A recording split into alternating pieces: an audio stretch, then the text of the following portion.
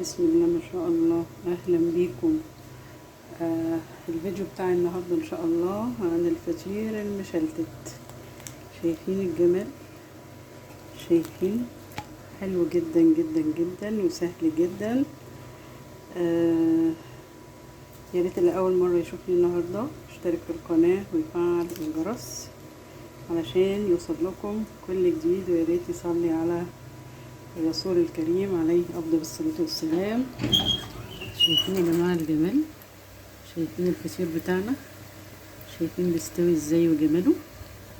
هو دلوقتي خد لون من تحت، شايفين منفوخ ازاي؟ دليل على انه مظبوط. خد لون من تحت ومولعين الشوايه عشان ياخد لون من فوق. شايفين؟ بسم الله ما شاء الله. الفيديو بتاعنا بقى النهارده جميل جدا جدا وخفيف، ومش هنعمل بقى 20 كوره ونقعد نفرد كل كوره لوحدها والكلام ده، لا، احنا هنعملها كرة واحدة ونفردها بسهولة جدا. هيطلع الجمال اللي انتوا شايفينه ده. بسم الله ما شاء الله، اللهم بارك. يا ريت صلي على الرسول، نسمي بسم الله علشان نبدأ المقادير والطريقة.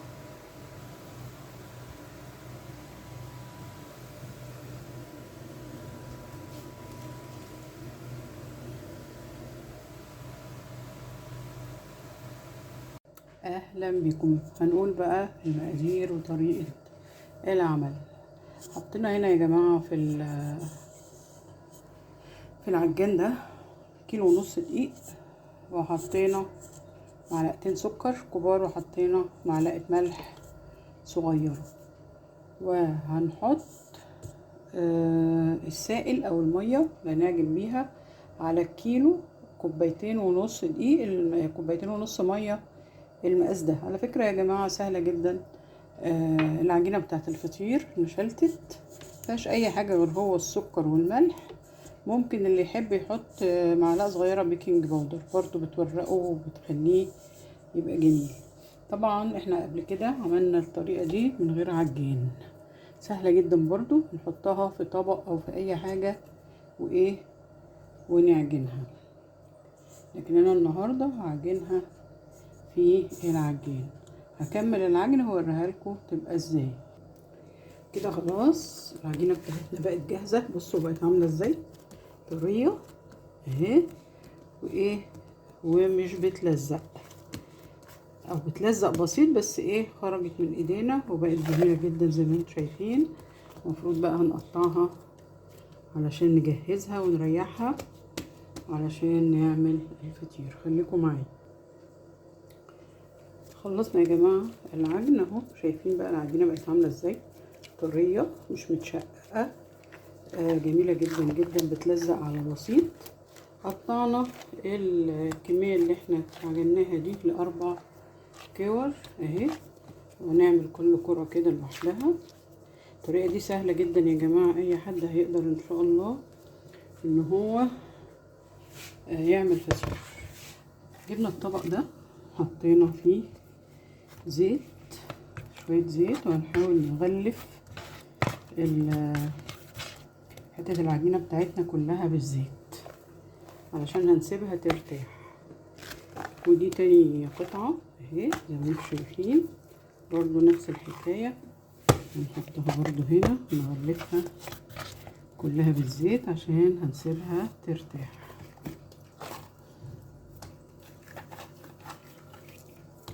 في تالت قطعة برضو، يعني انا المرة دي عاملة القطعة فطيرة، مش هقعد بقى اعمل كذا كورة واقعد افرد والكلام ده، لا، عاملة بطريقة سهلة، كورة واحدة وهنعملها فطيرة.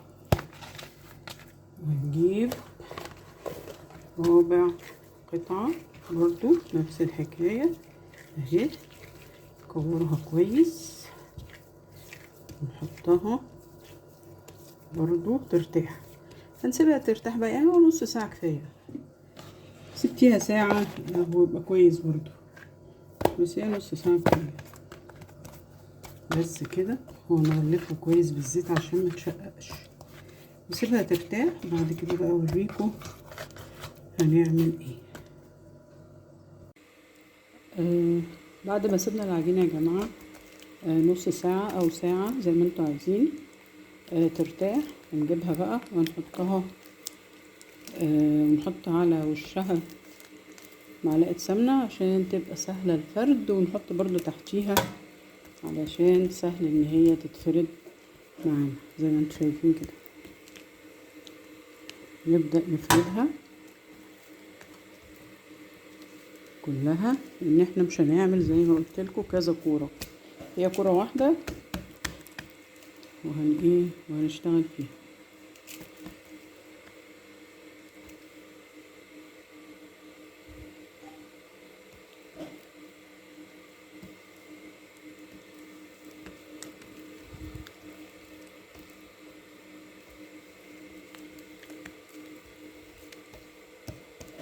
شايفين بقى طالما ارتاحت بتتفرد بسهولة جدا اهي. اهم حاجة الاطراف نخليها مفرودة كويس.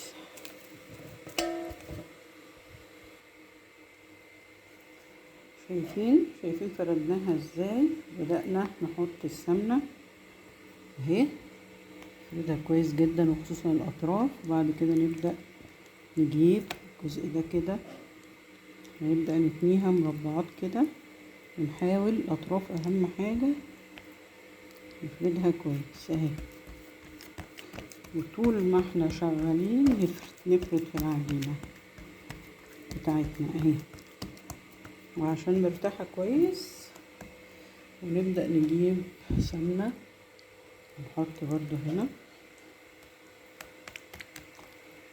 اهي.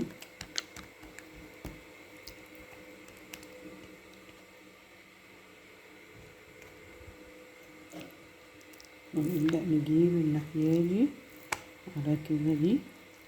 اظن الفكرة وصلت لحضراتكم، سهلة جدا جدا. يعني احنا بنفردها الاول كورة، بنفردها قرص كبير، وبعد كده نبدأ نضيف السمنة ونبدأ نعملها زي مربعات فوق بعضها. هو ده اللي بيعمل التوريق، وهو ده اللي بيعمل الطبقات.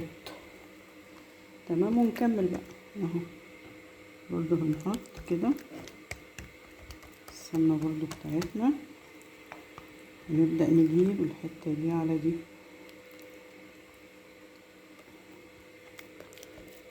ونفرد لحد ما هتبقى كورة لمناها كده زي ما احنا لمينا دي كده. نحطها في الصينية تحتيها سمنة وفوقيها ندعة سمنة برضو، نسيبها عشان ترتاح برضو قبل ما نسويها. دي بقى اللي احنا لسه بنعملها. بس هنعمل ايه، هنغطيها كده ونروح لمين ده كده، نعملها كده ده كده وده كده. شايفين المنظر او كده، ونروح قلبينها بالمنظر ده اهو، علشان نحطها على الصينية اللي هنسوي فيها، تكون برضو مدهونة بالسمنة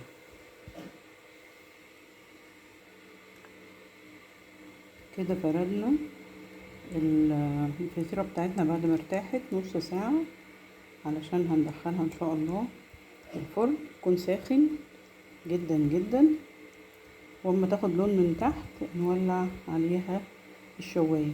وحطيت فوق وشها معلقة قشطة كنا شايلينها من وش اللبن عشان تديها لون كويس.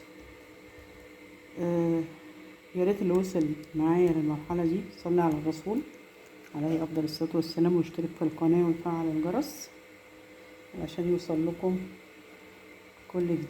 ندخلها بقى ان شاء الله الفرن ونبقى نوريها لحضراتكم. يا رب الفيديو يكون عجبكم حبايبي.